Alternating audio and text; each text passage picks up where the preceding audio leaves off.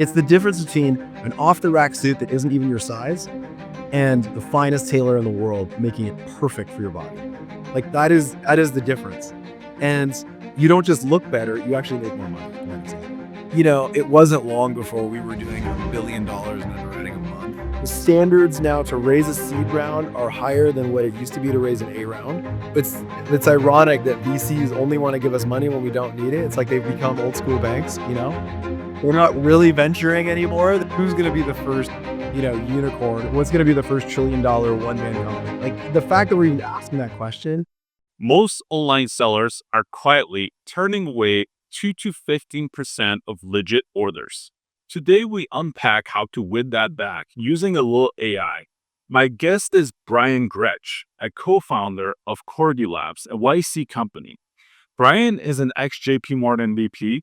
He helped launch People Working Capital to a $1 billion a month revenue business, and he also ran prepaid at Bank of America. In this episode, we'll get tactical on the false decline epidemic, why one-size rules miss, and how per-merchant models can recover 3 to 8% in revenue without leaving Stripe or Shopify. Plus, we'll talk about fundraising in a tough market and building a YC startup with a lean 5-person team. Let's dive in. Hey, everyone. I'm here with Brian Grech today on Homebase AI. Brian Grech is part of Corgi Labs. They're building a product in fraud prevention that actually helps you increase revenue. Brian, help me understand, what is it that you guys do? Who is it for? What problem does it solve? And why does it matter in today's market? Yeah, David, thanks for having me. Corgi Labs was founded to solve one of the biggest problems that pretty much any seller faces, and that's optimizing your payments, right? What does that mean? Well, anytime someone is trying to pay you, it's an age-old problem. You've got to decide which payments to accept and which payments to decline. And it's hard when you're interacting with a stranger. The internet made this very difficult, right? PayPal, a lot of fortunes were made as the internet required a payment solution with a stranger where they're not even in your building. You don't see them face to face. It's a very old problem. And what we've seen is that as payments have gotten easier to implement, with names like Adyen and Stripe, it's been really easy to start a business and there's a lot of great tools out there if you're a business trying to sell things on the internet. Mm-hmm. But what we've seen is that fraud remains a big deal. Losses associated with fraud, but also first-party disputes and chargebacks in general drive losses, and businesses need to minimize those. But the real story and the real opportunity, I think, for us and for the market is an understanding that a lot of transactions that are currently being declined because the modeling is not very precise are actually regrettable. In the industry, we call these false declines. And it's an epidemic. It's causing huge losses of revenue in the industry. So let's just say you're selling really anything online. Let's say you're selling Bluetooth speakers online. Mm-hmm. And you have a great Bluetooth speaker, you're marketing it, you have a following, people are coming onto your Shopify store and buying it. A lot of times, on a platform like Shopify or even just on Stripe, the e-commerce platform that you're using is showing you as a seller what your sales are. They're not actually showing you in great detail what's getting declined. Mm-hmm. And what we're finding as we talk to more and more businesses is that a lot of businesses are facing declines of somewhere between 5 and 15% of attempted sales that should be accepted but aren't. These are big, big numbers. Even if it's 1%, it's a huge number, particularly for a large seller. Mm-hmm. So I'd say that the problems that we're solving are twofold. Number one, getting fraud and losses associated with payments down. But more importantly, getting false declines down so that revenue gets up. We see every single one of our customers immediately get 10x the revenue that we're charging them, basically overnight, and it keeps improving over time as they get more data ingested by our algorithm. Got it. And so if you had to put a number to this, how much revenue do merchants really lose today from false declines? It ranges from 2 to 15% of their current total sales. Okay. And And on the, imagine, I mean, yeah. it's a huge number, right? If you're doing, $1 million in sales as a sole prop, Mhm, I mean, 2% is a big number to you. mhm, And it's generally high margin stuff, right? If you have a mhm, 50% margin, 2% of $1 million, um, that's so 1% would be 10 grand, right? So 2%, 20 grand at a 50% margin, that's $10,000 bottom line, $20,000 top line, and that scales up. But that's mhm, only at 2%. Imagine if it's 15%. mhm, Imagine if it's 9%. We see sellers all over the world come in with incredibly high decline rates. mhm, And the simple reason for this is that financial networks in general mhm, are built on generalized rules. And so, and a lot of times those generalized rules are driven by the volume of the largest merchants that a customer has, that a payment network has. mhm, And so imagine if you're selling fast fashion out of the Philippines, but there are rules being applied to your customers that were created by DoorDash or Postmates in Chicago. It's just not relevant to you. Um, we have this epidemic of generalized rules when the more appropriate approach, which is what we're taking, is to build a bespoke model for every single seller.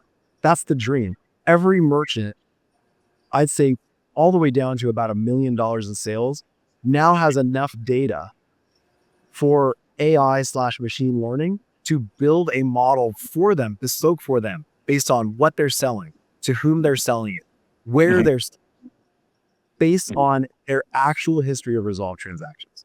It's the difference between an off-the-rack suit that isn't even your size and the finest tailor in the world making it perfect for your body. Like that mhm, is the difference. mhm, And you don't just look better, you actually make more money in that example. mhm. So why wouldn't these merchants solve these problems themselves? Like how did this came to be that you guys are the ones doing it for them? Great question. So the first problem is that a lot of merchants, particularly sellers, below very large enterprise, are not Uh-huh. even aware that the problem exists, Uh-huh. or they don't know the extent of the problem.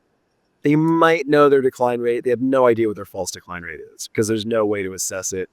And their current payment network isn't telling them. And in many cases, if you're a relatively smaller business, let's say you're under 20 employees, um, your payment processor may not be sharing with you any details at all about your decline rate. You may not even know what your decline rate is. You're only seeing the net settlement that's being Mhm, passed to the services account monthly or something, or maybe daily. But mhm, it's the problem awareness is not always there.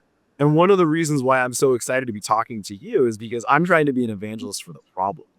That every merchant, if you are selling something on the internet, physical or virtual goods, or really mhm, even in person, if you're accepting any consumer payments at all mhm, in the form of card or ACH from human beings, mhm, then there is almost certainly tremendous room for improvement in that equation. A company like us can get your chargebacks and your dispute rate down, and we can get your payment acceptance rate up many times simultaneously. And mhm, and most sellers don't know it. So if you're selling something on the internet and you don't know what your decline rate is and you, mhm, you haven't analyzed that, please get in touch with us because we will tell you for free mhm, and without any contract or anything. And I think it's just very, very important to know. You get a lot of kvetching about interchange. Oh, as a business, it's costing me a lot to accept payments. I'm paying 2.9% to my payment processor. Oh, Visa's taking all this from me. MasterCard's taking all this from me. Imagine if you have another 3%, another 4% in false declines, right? And we're worried about, the 2.5% that's necessary to accept cards in our current interchange environment. Imagine that you have even more than that being lost unnecessarily to declines. That's what we're finding, particularly small merchants are facing. And that's the mission we're out to solve. And that's what I'm excited to work on because I just have special place in my heart for small businesses around the world. Um, I'm an American and I descend from people who started small businesses in America. And it makes me sad when I see small businesses being badly served uh, by the market, not by anyone's, negligence or anything. We just haven't built the best tools possible yet Mhm. for this. And we're working. Got it. And so you're saying if someone uses your product, they get potentially like 10 to 15% boost in revenue, right? And so what do you guys take? Like, what's your fee for doing this service? And you can imagine it's based a little bit on the volume of the customer. Uh-huh, Large volume merchants are going to command lower pricing than smaller ones. Our pricing for now is 30 basis points uh-huh, on volume. And then, again, we can discount that as appropriate. So basically what that means, let's say we charge someone 30 basis points. That means 0.3% of all their volume running through our rules engine mhm. is paid to us. But in almost every case, we're finding them 300 to 800 basis points in found revenue on their existing demand. So imagine getting 5% more sales without a marketing campaign, without hiring any staff. These are people who are walking into your proverbial online store right now, trying to pay you, and they're being refused. And almost all of those people don't come back. I mean, there are some exceptions where someone has to buy a particular thing from a particular place. But if you have competition at all, they're going to go somewhere else immediately and buy that thing somewhere else. And you might permanently lose that consumer. Um, Once in a while, they might go get a different card and try and pay that way on the same interface. But the industry literature is overwhelming that if you deny a payment, you're never going to see that consumer again. Mhm, mhm. So it's a big problem. I like to say there is an epidemic of false declines. And the biggest issue is that most merchants don't know about it. They know about their fraud rate. They know about their chargeback rate. They know if there's a burning issue that has them in detention with Visa or in detention with their PSP, their payment service provider. But Mhm. a lot of times when we take a look, the much bigger issue, we'll solve that, by the way. But the much Mhm. bigger issue and the real potential for upside is Mhm. getting the revenue up through reduced false declines. Got it. Got it. Yeah, makes sense. So you have an interesting background. You were a vice president at JP Morgan. You were a director for US portfolio and growth optimization for small business lending at PayPal, managing director at Bank of America. It sounds like a lot of this stuff kind of led you up to this point to end up at this startup. How did you discover this opportunity and like what brought you here? Yeah, careers are long and my path has not been linear. Uh-huh. I wanted to when I came out of college, I needed to earn cash. I needed to support myself. And I was really interested in financial services, really interested in payments. I spent a couple of years in strategy consulting, and then I had a chance to join the corporate one of the strategy teams for one of the lines of business at JP Morgan. At the time it was called Treasury and Security Services, which included all the payments and all the custody business. And I had a great time there. I learned from some of the smartest people in the world. They remain mentors to me. And some of them are leading executives at banks now and really enjoyed my time there in New York. Mostly in various strategy and sales support roles, figuring out how best to sell and how best to organize our sales force and modernizing, different sales approaches and all that. I had the chance in 2011 to follow someone I respected to PayPal. Someone, a good close mentor of mine, had gone to PayPal from JP Morgan and had encouraged me to come over. I joined the Mhm. corporate strategy team at PayPal. Had a good experience there. We were working at PayPal at the time on trying to become a more robust financial services offering for sellers. And so there was a lot of banking plays there. Trying to figure out if you already have all of the sales flowing through a PayPal account, how do you not become the center of the financial life of that seller? And the biggest piece of that was offering capital, right? Figuring out, okay, what keeps someone on PayPal? What makes someone grow on PayPal? How do people do more business on PayPal? And after this very, um, I'd say, intense effort to become a bank, to have a considering becoming a bank, Under the Obama administration, it wasn't a slam dunk that we were going to get approved for a banking charter, because at the time PayPal was owned by eBay, which was not a wholly financial company, and as a result, there was some regulatory hurdles, I'd say, to uh, having our own bank internal, and that was okay, because I think we came to realize that we could offer what was really needed, and that was we had the data at PayPal to really underwrite or decide which businesses of ours to underwrite. And so PayPal Working Capital was probably to this day, probably the coolest thing I've ever worked on. An amazing team, amazing people came together at PayPal. I was probably the first, or like one of the very first to work on that. I was the initial product manager, and that was a thrill. Um, because it was basically a startup within PayPal. For a while, we were working in secret. We were begging and borrowing and stealing resources internally to stand up a product. And in the end, what PayPal Working Capital was essentially was a loan to existing PayPal sellers based on their sales history. PayPal knew more than anyone in the world about their own sellers, and they had the balance sheet to do it, and they had the interest in doing it.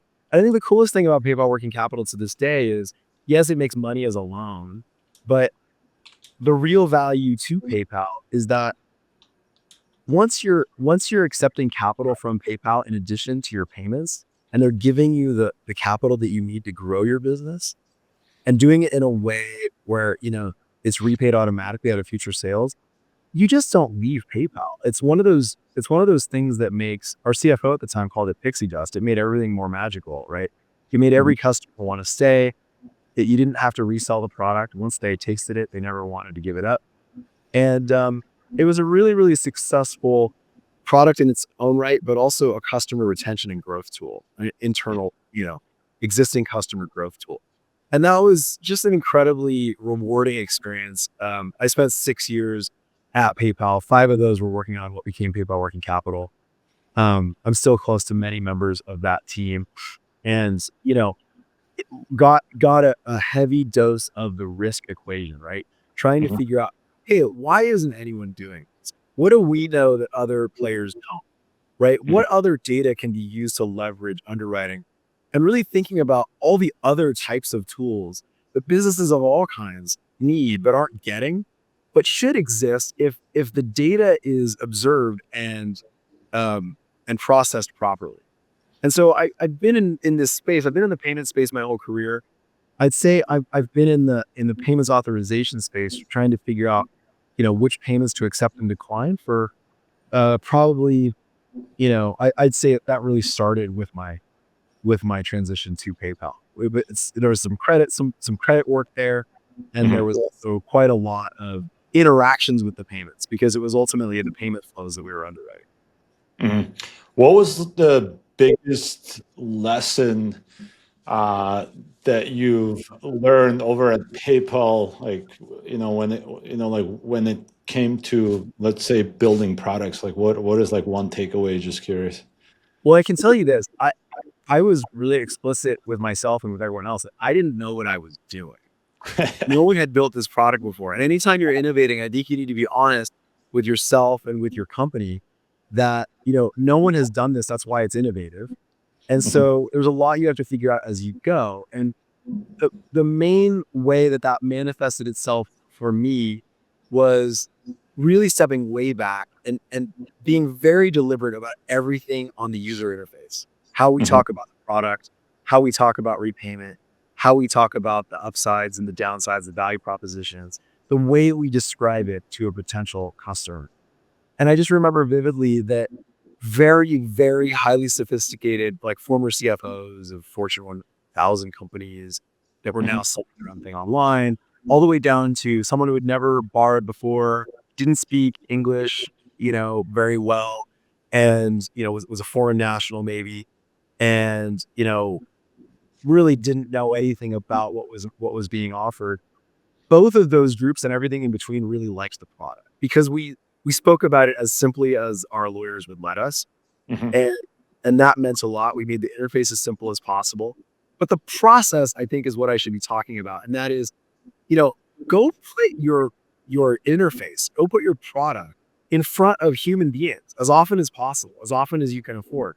Mhm. Um, it's better to go build for one real person Mhm. than, get too far down the road of making something that is confusing or that nobody wants. Mhm. So Mhm. part of it might have been dumb luck. We were building something the world needed. Um, but part of it was we really did put our product in progress, our MVP, in front of a lot of people. I think we went through 13 rounds of usability testing. Mhm. And we were really, really reactive to that. If somebody said, "Oh, I'm confused by this line," we would change it mid-session, right? And we Mhm. would ask the next guy, whether the new wording was confusing. So there was a lot we had to figure out, but I think there is some value in being explicit. Like, we don't know what we're doing, and Mhm. here's what we need to figure out. And, we're going to learn this in time, and we're going to put some guardrails on so we don't, lend out too much money and blow the bank. Mhm. Um, but that, that process I was really proud of. The team innovated in a way that I thought, was a good mix of minimizing long-term financial risk while Mhm. maximizing innovation on a very fast time horizon. Mhm. Sounds like you guys had like a big hit with this product. Just curious, like what were the kind of people that were involved? Like when you hired people, like you know, what allowed them to succeed in these roles, right? Like because like nothing was, I mean, you said it yourself, right? Like you don't know what you're doing or not what you're doing, but it's like there's something to you. Like what made your group so successful with this initiative?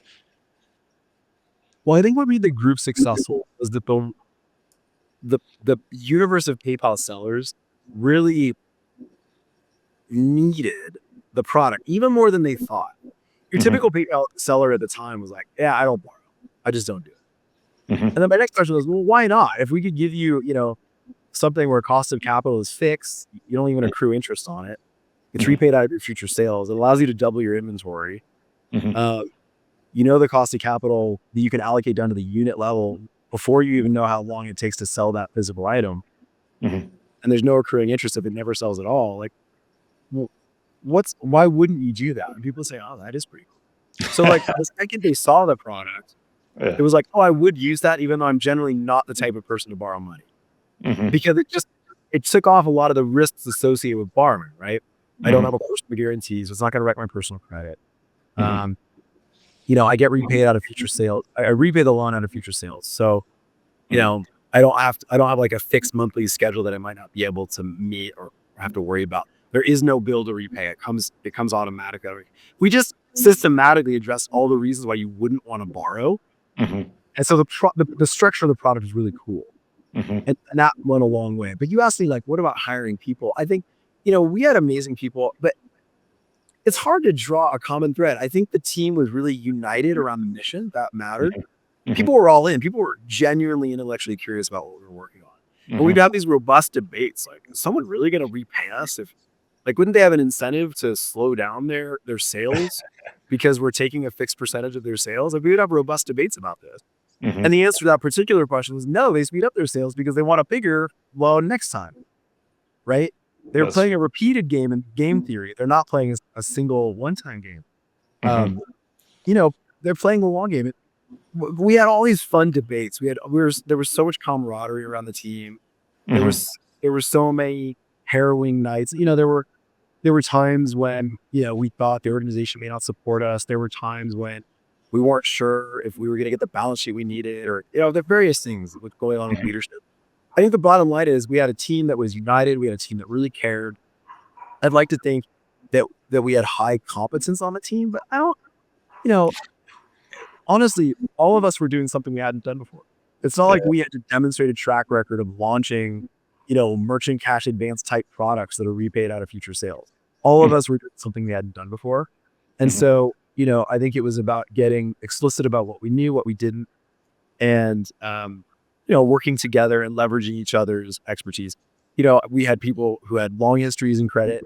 We had people who had done a lot of business marketing. We Mhm. had people who really knew the ins and outs of uh, core payments within PayPal and knew the code base. And so Mhm. we had access to a lot of really smart people in PayPal who were not technically on the team, but were really rooting for us and helping us. So we did leverage the resources available to us well. But it's tough to know why it succeeded and why it different, why it might not have, and what we got right. I think the biggest thing, which is 80% of it, was the world needed it. Our customers needed it. Mm-hmm. Yeah, makes sense. How big was this business, or how big is this business today for PayPal? Just curious.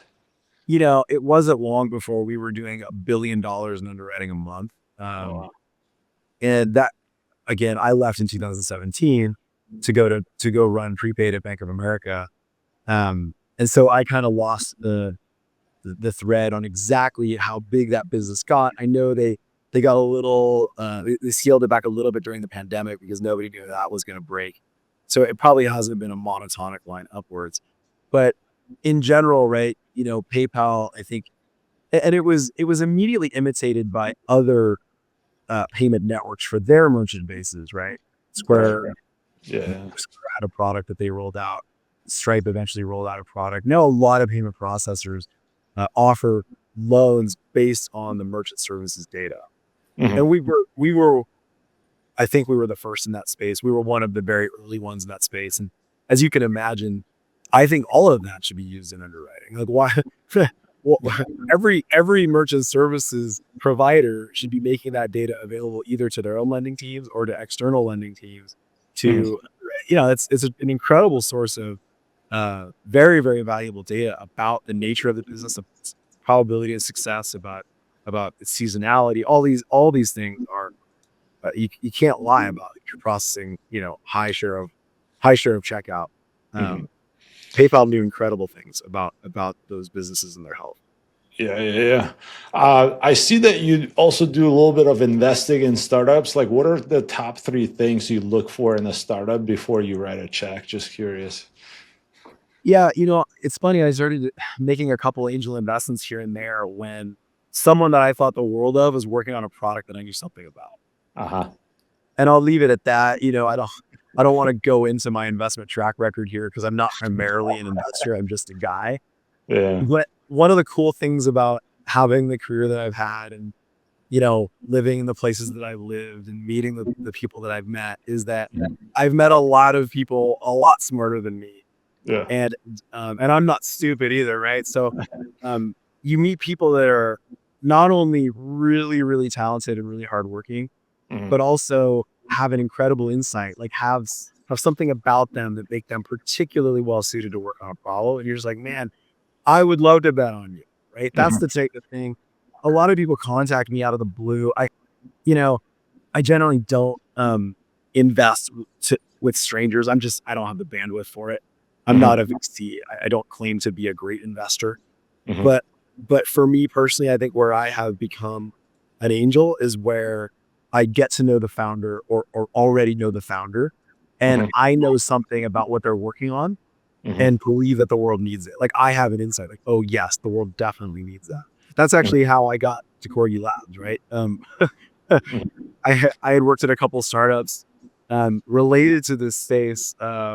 One in the sort of um, merchant risk and or consumer risk underwriting space, trying to figure out which transactions or which onboardings to do, and Mhm. one helping consumers build their credit history. Mhm. And so I had a lot of sort of views into what was working and what wasn't working in the space. And I Mhm. met Seth, who had at that point already taken Corgi Labs through Y Combinator. Mhm. I met him at a particular incubator slash sort of laboratory here in San Francisco, Mhm. introduced by a PayPal friend that I do from PayPal.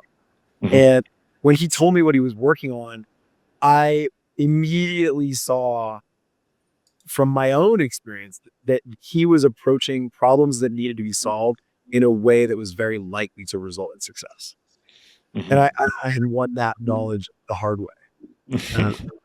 and I'd say that was twofold. Number one, so again, if you zoom out and say, what's the problem? Okay, which attempted transactions do you approve and which ones do you decline? Very simple. Let's start with that risk question. Mhm. Um, he was going about it in 2 ways that I really like. Number one, he was highly productized. So he had he had built algorithms that solved this question. It didn't require a lot of human data scientists. So it was productizable and scalable. And number two, rather than trying to sell solutions exclusively to financial institutions, he had a product that you could sell to a merchant. And I knew from my time at PayPal that I really like selling to sellers. I really like selling to businesses, small businesses, medium-sized businesses, even sort of large, maybe not, the absolute largest in the world. Target and Walmart are going to be quite different in many ways.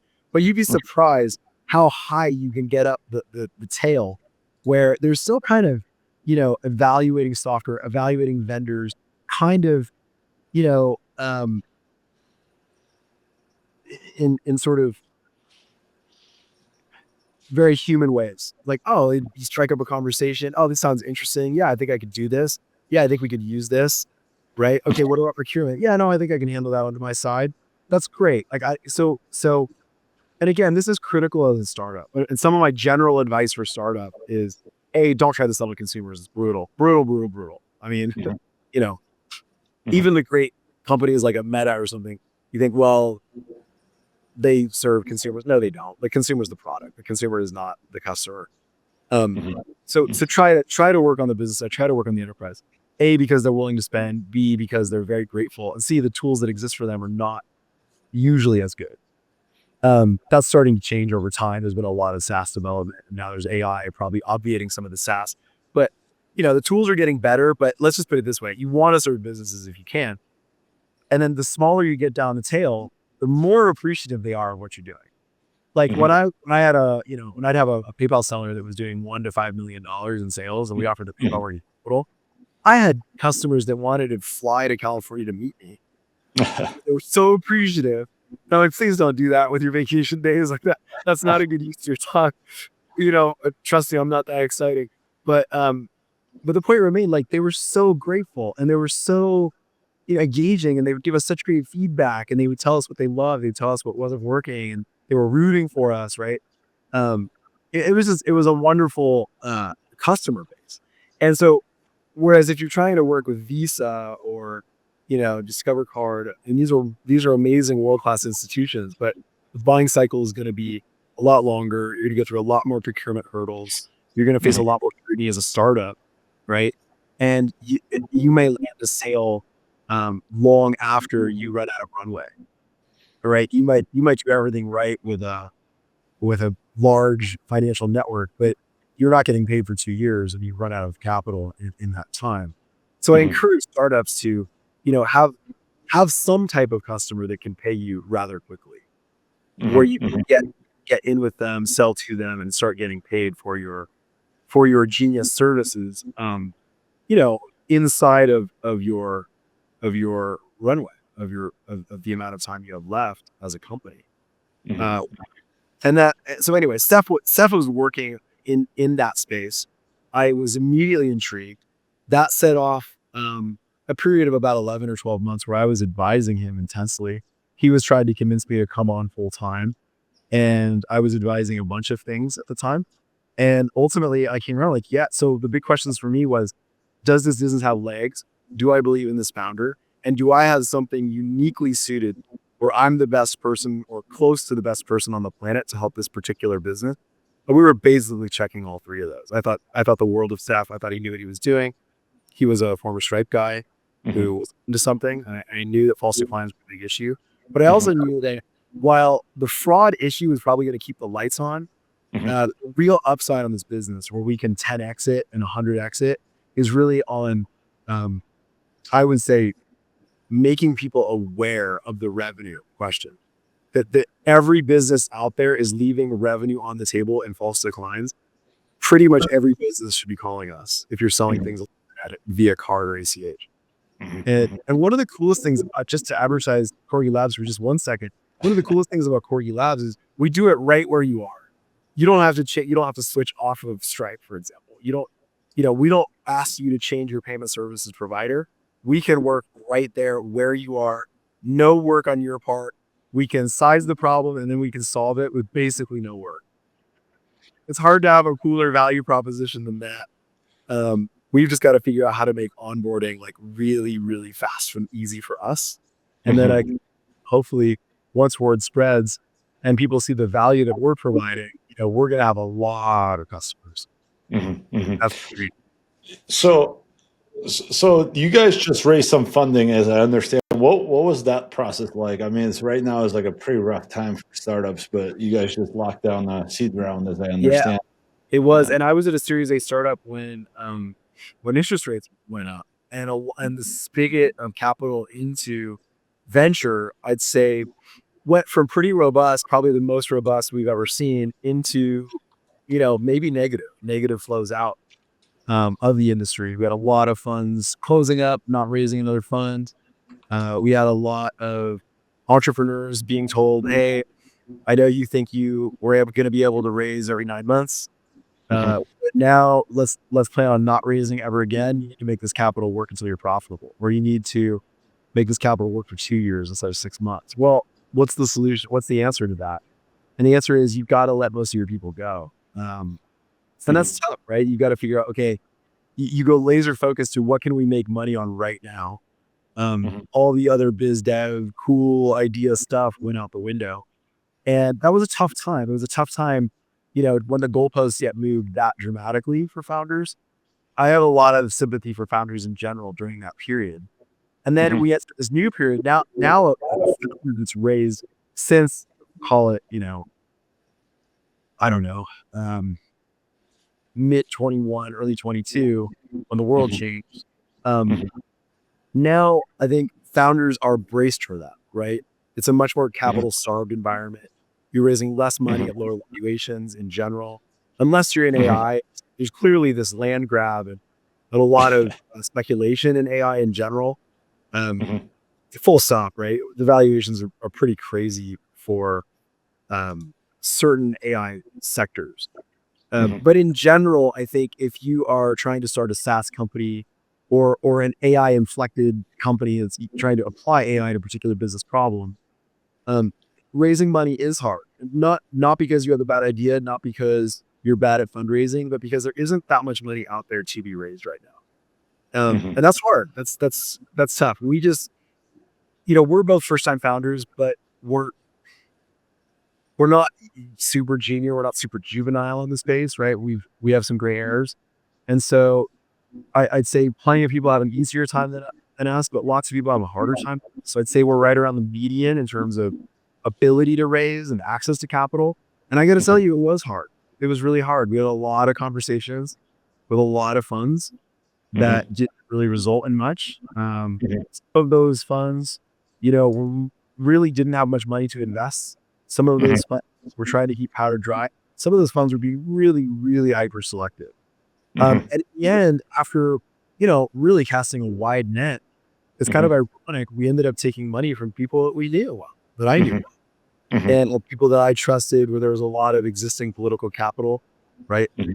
They Mhm. know it well and will have a long leash, and I know them well and will trust in their intentions for as long as they're on our board. Mhm. Um, and all of that is wonderful. We're so blessed to have raised the round that we did when we did. Mhm. We don't take it for granted at all. But Mhm. I will, we went the right route for us.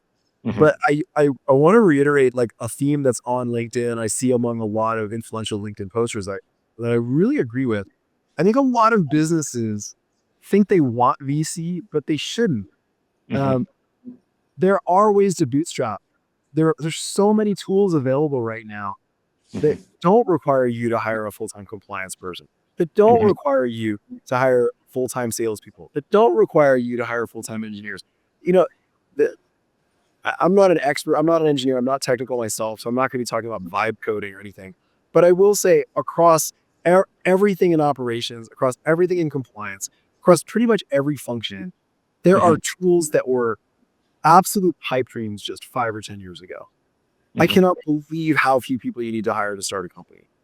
And Mhm. that's really nice because where I used to think we needed, $10 million to kind of get up and running. No, now that might be $1 or $2 million, right? Mhm. You can do a lot right now on a free Zoom account, um, you know, a few subscriptions to some key software vendors and some skills of your own. I mean, it's never in many ways, there's never been a better time to be an entrepreneur. It's a little bit crazy out there. The winning tools keep changing from month to month, but they Mhm. are there, and we've gotten a lot of traction. We've gotten really far with we just hired our 5th person, and I feel like just 3 years ago, call it 4 years ago, Mhm. we would have raised at this point 4 times as much money, and we'd have 5 times the headcount, and we wouldn't have a product in market. Mhm. That's a Mhm. real that's a very big stepwise change. The standards now to raise a seed round are higher than what it used to be to raise an A round. Mhm. I often wonder, like I would jokingly tell staff, Mhm. my founder, Mhm. co-founder, uh, it's ironic that VCs only want to give us money when we don't need it. It's like they've become old school banks. We're not really venturing anymore. They want to give us money when we're profitable. That's Mhm. not what VC was supposed to be. But Yeah. that's how it felt. And Yeah. I'm Yeah. not, my advice to a young founder, particularly if you don't have outstanding access to great VCs, is look at what you can do in a bootstrap way. Look at what you can do in a very capital starved way on a shoestring budget. It's more than you think. Mhm. It's more than you think. Don't think that just because you get told no on the Series A investor you have your heart set on, that it's lights out for your business. It's not.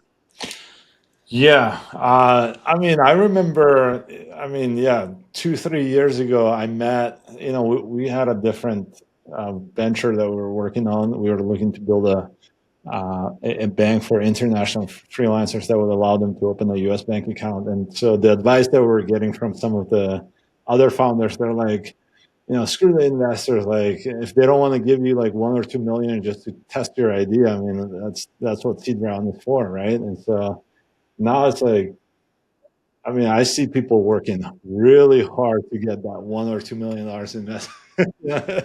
And so, speaking of which, so how many meetings did you do to get like to lock in that investment? Just curious. Like, did you like? Because I have a friend, he's like on, I think about 180 or so. It used to be like like it used to be like 60, 70 sometimes. Like even like if it was a little bit slow, then it went up to like 120 meetings. Now I got a friend, yeah, like I said, doing 180. It How wasn't many? that.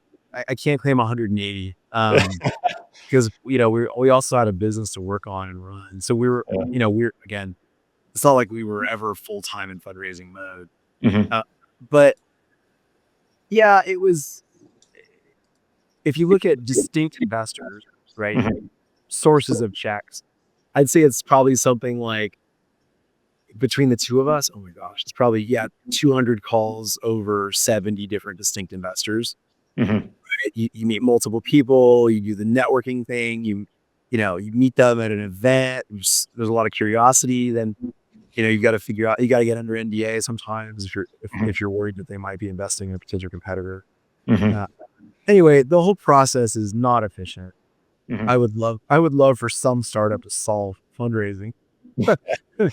I I just have a hard time believing, like, I reflect on it. I was like, I probably should have just become a plumber and Mhm. worked those hours as a plumber, and then Yeah. just saved all the dollars, and we probably would have had, you know, maybe a little less money, but a lot more cap table left over. Um, you know what I'm saying? Like, go do something that produces revenue might be more, uh, it might be a better use of time than all the chasing you're doing of VCs. And Yeah. again, Yeah. maybe it's because our idea just isn't that good, right? It's possible that I'm just not a great investment to make. So I stay humble on this front. But yeah, I think there's a lot of risk aversion that has crept into this space. I think the Mhm. biggest issue of all is just lack of capital. I think it's hard. It's hard for newish funds to raise a second fund right now, uh, Mhm.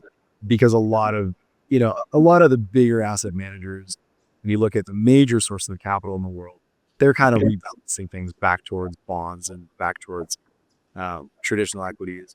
And I think that's Mhm. normal. It's easy to command a lot of assets when bonds are returning nothing, interest rate right on your cash are essentially zero, and all of a Mhm. sudden the threshold for what's a good return changed because interest rates went way up.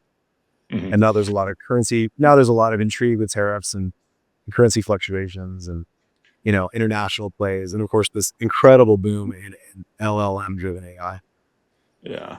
What's your prediction in terms of like, the startup funding? I mean, I know there's a lot of money going into AI right now, but like, are we ever going to see the kind of splurge that we saw during the pandemic where startups were just, yeah, locking down multi-million-dollar seed rounds with just an idea and no product market fit, no revenue?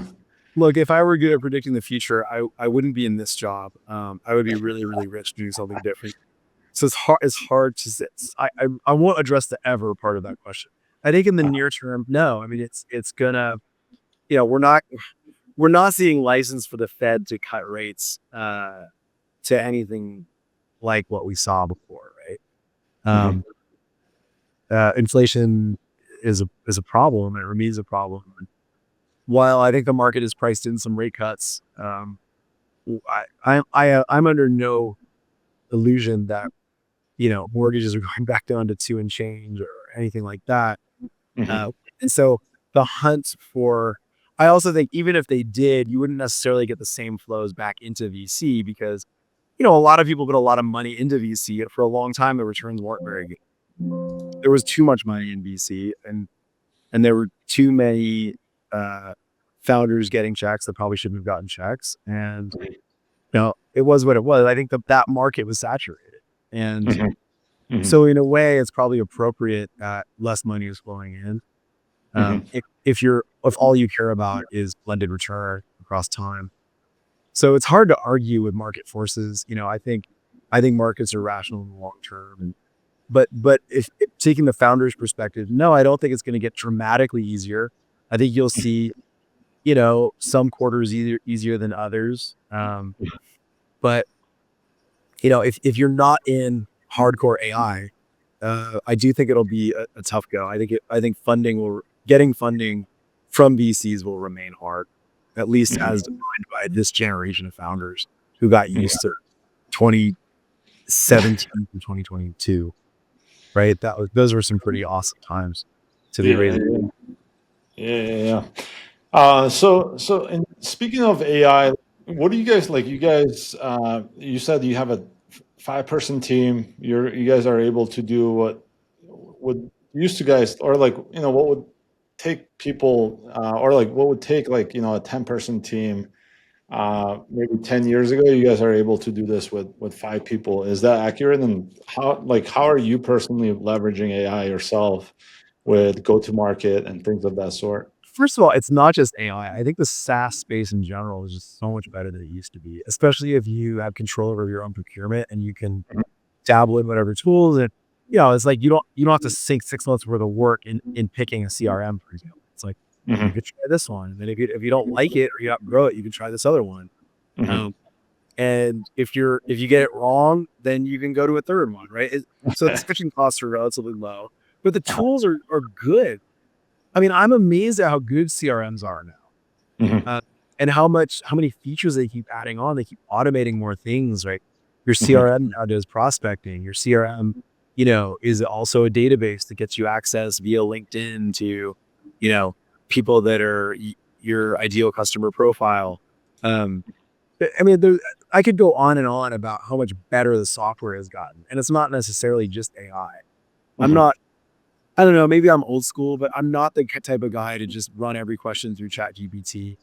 Um, I find sometimes um, I can locate the answer faster than it takes to write the right prompt. Mhm. So, so while I regard, all those LLMs, ChatGPT and its competitors as amazing tools, I don't think I rely on them, so much that it's that different from a few years ago. I think what really impresses me is that, you know, a non-expert Mhm. can can be like 70% of an expert with all the tools available. Mhm. And I don't really want to name names. I don't really want to name the software packages that I'm using, but I'm a sales guy, right? So in addition to being sort of the head of ops and dealing with a lot of the administrative elements Mhm. of Corgi Labs, I'm also in charge of getting all our new business, right? In the sales capacity and biz dev. And on the sales front, just in terms of getting prospects and turning them into customers, delivering contracts is super easy now, right? You load the template into your software vendor, and then you can modify it, and boom, it's delivered. And then, you take for granted all the DocuSign. There's no such thing as a paper format or a wet signature anymore in our business. Very rare that we need a wet signature in anything. So that's cool, right? So just the first step of getting under NDA and sharing a proposal is easier than ever. And replicating that process and delivering it is super fast. And then, of course, on the prospecting side, LinkedIn and all these tools, all these databases that are available are very, very good. And if anything, they're too good. And now we all have too many sort of well-targeted emails in our inbox and we ignore them. So maybe the channel is getting saturated, the response rates are low, even when the messaging is good. But you can deliver, cold email outreach to as many people as you want pretty cheaply. And that just was not true in the same way for me, say 10 years ago. So, and you can figure this out on your own with these software tools. I don't need to hire someone. I don't need to hire a full-time marketer. Whereas 10 years ago, I probably did. And then the fractional economy has gotten really good, whether it's bookkeeping, pretty much every function, right? Bookkeeping, marketing, sales outreach, I just need a person to join me in the booth, right? Who's customer facing just for this event. You can do that. How? Where? Teach me. I don't want to share all my tips and tricks, but look at all the people on LinkedIn. Look, if you've been in the industry for 10 years, you probably know 1,000 people on LinkedIn, right? And now you don't even have to click into their profile. It says open to work on there. Oh, 5 people just got let go from a world-class shop that's downsizing their department. Call them up and see if they want to do some work with you. They're probably, it's not like the goal is to take advantage of people, but they're probably willing to work for free. So when you offer them, hey, can I pay you, X for sort of a couple of weeks and you help me solve this problem? And it turns into an audition for a job, or at least a recurring vendor relationship. Heck yeah, there's a lot there. There's a lot of churn right now. We're in a very dynamic labor market. A lot of really, really talented people who had really awesome jobs are having periods of more than a month now where they're underemployed and they're thinking creatively and they're doing different things than what they've done. And they're open to thinking, and they're open to working with startups in a way that they may not have been, at their last job. And so anyway, I see there's a lot. The forces of dynamism are strong. People are available to help. The tools are better than ever. You as a single person, there's been a lot of talk. Who's going to be the first, unicorn? What's going to be the first $1 trillion one-man company? Like the fact that we're even asking that question, it is remarkable. You can do so much more right now. And I am nowhere near the efficient frontier personally. I'm an old man, right? I grew up before the internet. I remember, I have memories of the world before the internet existed. And so, I kind of take all this with a grain of salt, and I know the tool. There have been a lot of false promises of technology over time. The effect on total factory productivity is not a straight line, but the potential of these tools to get a lot of work done without a lot of people is very profound. Probably the biggest change in my career, the biggest sort of change over 1, 2, or 3 years that I've observed in my career. It's a little disorienting sometimes, honestly, for a guy in his 40s like me. Which roles do you think AI will decimate in finance in the next 5 to 10 years? Well, I often think, my wife and I both sort of started our careers in earnest as analysts, right? Spreadsheet and PowerPoint people, right? Yeah. For consulting or for banks. And does that job even exist anymore? What do entry level hires into banks do right now? I'd be very surprised if it's what I was doing, back in the early 2000s. So I guess my first answer would be any kind of repeatable task that can be algorithmically observed and then recreated, is not long for this world. I wouldn't bank my career on it. Mhm. I think the hardest thing to turn over to AI is things that require cross-domain expertise. And Mhm. this, I think, through sheer dumb luck and maybe restlessness with staying put for too long. Mhm. I've been very patient in my career, but every so often I do kind of want to learn a new subject domain. Mhm. You know, I Mhm. don't want to stay in risk management forever. I didn't want to stay in strategy forever. I don't want to stay in sales forever. I'd rather be a jack of trades across 5 or 6 different functional domains and maybe a jack of a few different trades across industries and finding the connections between those things and leveraging knowledge from one domain into another industry or one industry into another domain or one domain into another domain. That's very difficult. You know, that human insight that comes with knowing humans and knowing how the world works a little bit, I think it's gonna be harder for AI to replace that. Mhm. If you're talking about looking up what are the implications of a historical Supreme Court case, AI is going to be very good at analyzing a discrete set of data, you know, Mhm. and I think it Mhm. was even for generative AI, like, you know, a lot, the internet in general when it took us a long way towards making information available and then digesting that information in ways that were easily summarizable. And Mhm. AI is just accelerating that process. So human knowledge, right? Fact bases are not as valuable as they used to be. Mhm. But the ability to connect with people, the ability to generate relationships with people, the ability to find cross-domain knowledge, I think are going to be very difficult for AI to Mhm. replace, at Mhm. least time horizon where humans make decisions. Mhm. so, I think if you know humans and you're good at sort of like solving problems with other humans, then AI becomes a tool that's valuable for you rather than a threat to your existence. Right. Right. Yeah. And let's be fair, a lot of the jobs that are going away because of AI are not regrettable losses, really. Mhm. You know, like I look at garbage pickup, right? Like we've automated so much of trash collection. Used to have 4 guys on a truck, and it took a lot of brawn. And now Mhm. it's one guy who's just kind of hooking it up to an elevator. It doesn't require a lot of human muscle. Uh, Mhm. and even that gets easier. Now they have trucks where they grab it and lift it up, right, with an arm. The guy doesn't even leave the truck. So Mhm. we've automated and mechanized so many things. Mhm. Um, that trend is probably good, right? Mhm. Using humans as beasts of burden less is probably a good thing. And then Mhm. a lot of the repetitive things around call centers. Mhm.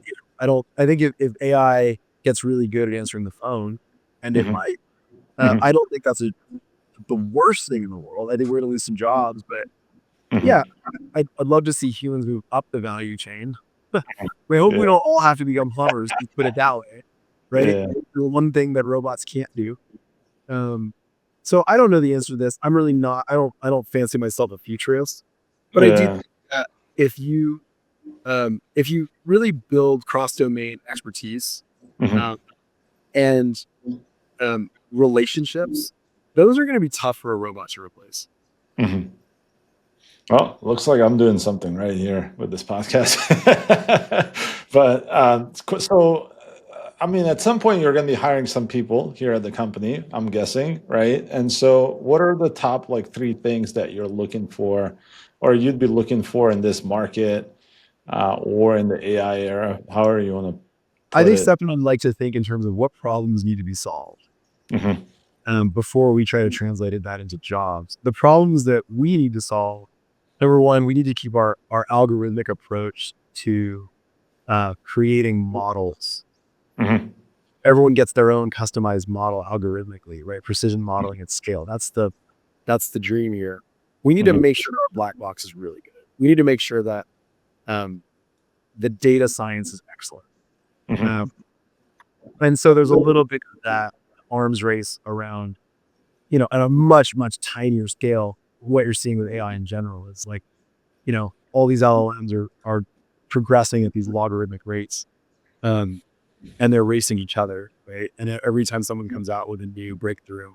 So we have to be careful to not get in that game per se, but to the degree that we can, make sure that our black box really, really works. Because if I'm telling people, hey, I can get you a 4% lift, and in the end it's only 0.5% lift, then I simply don't have a great business model forever. So that's number one. Number two, we've got to make the customer onboarding really, really clean and easy. We got to make it self-onboarding, right? So that a relatively smaller seller on a company like Shopify or their own site, Stripe as the payment provider, right? As an example, so that they can come on our site, decide they want to use us and implement us on their own. They don't even have to talk to me. I don't need to pap anything to them. I mean, that's the dream. And candidly, we're just not quite there because that's not the phase of startup that we are. But finding ways to enable product-led growth, I would say, is really, really important and worth investing heavily in. Third, there's going to be some old school marketing and figuring out marketing.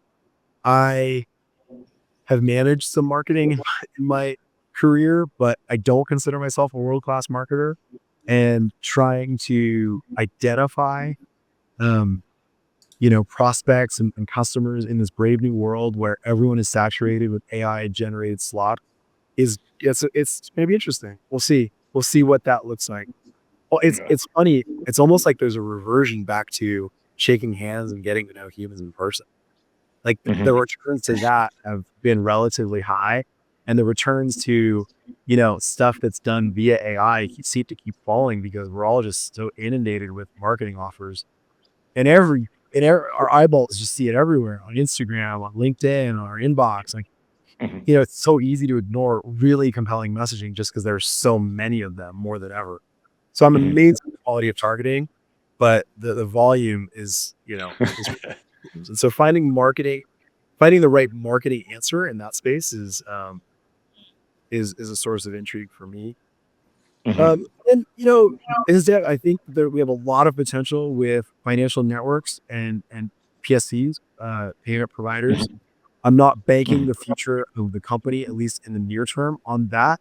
But what we are doing is absolutely of value to them. I'd love to become a back office tool for, a very high volume shop where they're running a lot of volume, and we can help. And then we can discount. Then we become a lot cheaper because there is so much volume. Got it. And so what is like one of the biggest success stories you guys have done for your customers? So if you can share, I don't know.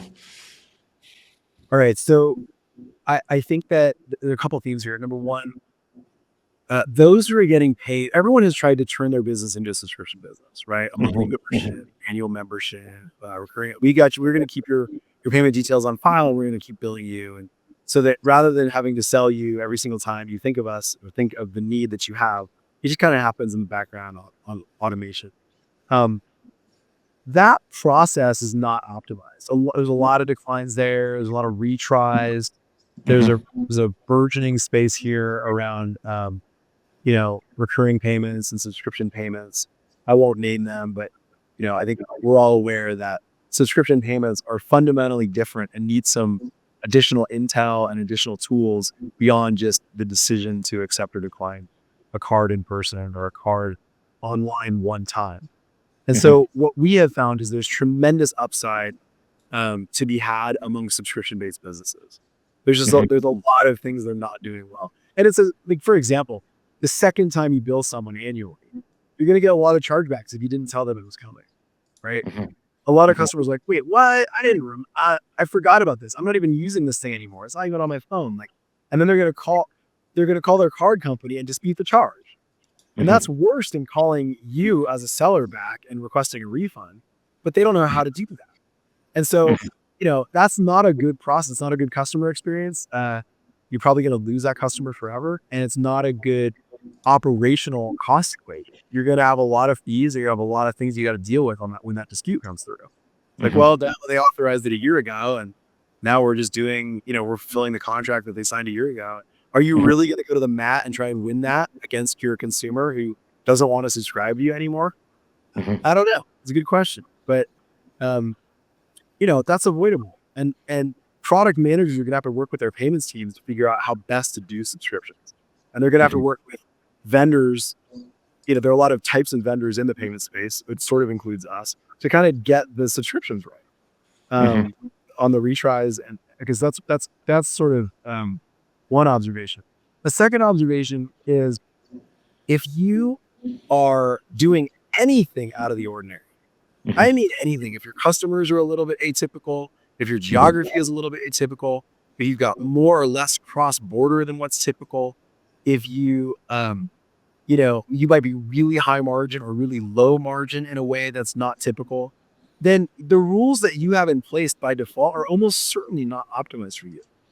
And the most common effect is that you are declining way too many transactions without realizing it. Why? Mhm. Because the modeling isn't precise. The only way to keep your chargeback rate low enough within the bounds is just to decline like 20% of your attempted transactions, because the modeling is so imprecise. That's the only way, right? It's this really, really ridiculously overdone dragnet.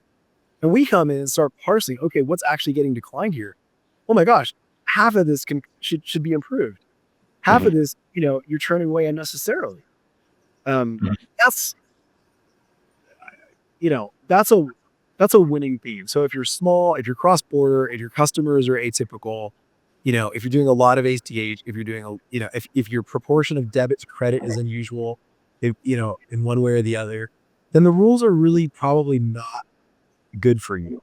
And what's fun about working with Corgi Labs is we don't charge you anything to find out what the lift is going to be. Mhm. And that could change over time if we got really busy. But if someone calls us up and says, "Hey, I don't even know what my decline rate is. Could you tell me?" Yeah, we'll look at all your data. We'll tell you immediately, and we'll give you a pretty close confidence interval on what the lift is going to be if you work with us. And like I Mhm. said, that lift is usually more than 10x what you're paying us. Mhm. I can't imagine a business that shouldn't call us as long as you're getting paid. I'd say the group that shouldn't call us is if you have recurring invoice-based payments like B2B stuff from known entities that you trust, right? There's probably not much declines there. And so the false decline um, argument kind of goes out the window. There's a lot of potential for use of that data, particularly in merchant underwriting for loans and things. But um, for our payment authorization, for our rules engine type work, I'd say we work best where there's a consumer credit, debit, or ACH payment type. Mhm. Mhm. Nice. Nice. Sounds good. And then, and then specifically, like, is there like, yeah, a customer like that you guys like helped that hit a home run with your solution yet, or like something you can The answer reference? is yes. I'm not at liberty to name them, Ah, got it. right? Like Okay. Yeah. I haven't gotten that kind of permission from them yet, and there's more than one, by the way. Oh, Um, nice. but yeah, we see very, very high lifts. I'm trying to analyze some patterns here. So um, and I mentioned margins, right? So imagine someone selling very high value, low margin goods. Imagine you're selling gold. Mhm. You cannot afford a loss Mhm. because you might be making 3 to 4% margin, maybe 10% if you're lucky. It's relatively low margin, but it's high Mhm. average order value. And so you're Mhm. very, very loss averse. That Mhm. requires a totally different set of payment rules than if you're incredibly high margin. Let's say you're 70% margin on acrylic, on polyester t-shirts. Mhm. You're doing custom t-shirts or something, right? Mhm. And it's pretty easy to do. And if an order goes missing, it's not the end of the world because someone is paying you more than twice what it costs. So your margins are 60, 70%. Um, and there's all kinds of businesses where the margins are close to 100%. If you're selling digital goods, right? Mhm. Of all Mhm. types. Your margins are really, really high. And so with there, a loss is not a big deal. If Mhm. if if if a digital good goes out the door and you don't get paid for it, okay, that's not great, but you didn't lose much the way the gold bullion seller did, right? So those rules need to be tuned for a gold bullion seller. The rules need to be tuned to really minimize losses, right? You Mhm. really, really want to catch bad guys. In our industry, we call that high recall. Mhm. Um, we want to catch all the bad guys, and we're willing to compromise precision, right? We're willing to tolerate more false declines, right? Mhm. Getting a few good guys wrong and declining them is better than letting a few bad guys through, right? But on the other, for that really high margin digital goods business, the opposite is true. Like pretty much everything should get improved, right? Mhm. Unless it's going to result in a dispute or a chargeback. Like you just don't care that much about a fraud loss. And that needs to be better incorporated into your rule generation. So we can help businesses of every type, but to think that you get this one size fits all T-shirt on something as critical as your payments is absurd. And we're going to look back on this period as like, wow, that was the easiest 5% lift we ever got. We fought about interchange, 20 or 30 bips of interchange for years and years and years. But meanwhile, I was leaving 500 bips of sales on the table through false declines. Let's get the order of magnitude right here, guys. You know? And that's why I'm excited to be working on this problem. Are we a Shopify seller's biggest problem? No, but it's close. Like, I'm pretty sure every single merchant wants an extra 3 to 10% of sales. What it only costs them a tiny fraction of that to get it without hiring or spending any of their time on it or using any of their engineering, precious engineering resources on it. Yeah, for sure, for sure. Is there anything that like I haven't asked you that like maybe I should have asked you that like I know we're kind of coming up on time here, so I want to be mindful of your time. We've been going at it for about an hour here, so if there's something that I missed, please let me know. Like now is I feel like a good time. Yeah, look, I think we're seeing innovation in pretty much every corner of financial services and payments. We didn't even talk about my time at B of A, but I ran the prepaid business at B of A from late 2017 through the pandemic. And that was very profound for the industry and for me and for Bank of America because so many people suddenly got on disability and unemployment and various pandemic related benefits when a lot of service-based employees were out of work. And then because the federal government was pumping so much money into what they saw as stimulus, using unemployment programs to deliver stimulus, there a lot of the identity checks, a lot of the normal fraud prevention, a lot of the protections in an unemployment unemployment benefits environment were out the window because you no longer needed an employer to validate a claim of unemployment. It was just sort of like by default getting approved. And some crazy things happened during that time, right? Where you had governors and celebrities, using their identity, getting their identity stolen, and people were successfully applying for unemployment benefits in their names. We can sort of, I guess, smile and laugh about it now, but trust me, it was terrible. It was terrible when it was going on because we, in the payment space could see just how many taxpayer dollars were getting stolen, and then how the fraudsters were trying to, it actually was impacting the banks as well because they'd turn around and they'd try to steal it a second time by saying, "Oh, that wasn't me. You need to refund my money, right? That wasn't me who made the expense." It was a very stressful and crazy time. And I think part of what made it so bad was that we were focused on solving one problem, which was keeping the lights on for American families, while kind of not really thinking about another, which was, it was a fraudster's dream scenario. And now hopefully there's innovation of a kind where if that ever happened again, we'd be able to roll out tools much faster to validate identities. We can observe so much more about an applicant, an application attempt, and an identity in real time, thanks to the industry that I'm in, and thanks to providers of all kinds that are approaching these problems from a different angle, using novel sources of data much more rapidly. And so I think the benefits to taxpayers will be profound. I think the benefits to consumers will be profound.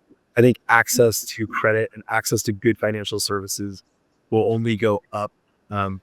Obviously, I could be wrong. There's no guarantee of these things, but there's so much innovation. There's so many smart people trying to solve problems in novel ways. It's actually a really exciting time to be alive. And I hope that people realize that, for all of our world's problems, and there are many, and for all of our country's problems, we also have better abilities to solve those problems at the individual level, at the company level, at the at the government levels, right, of municipality, state, and federal, Hmm. and also at societal levels than ever before.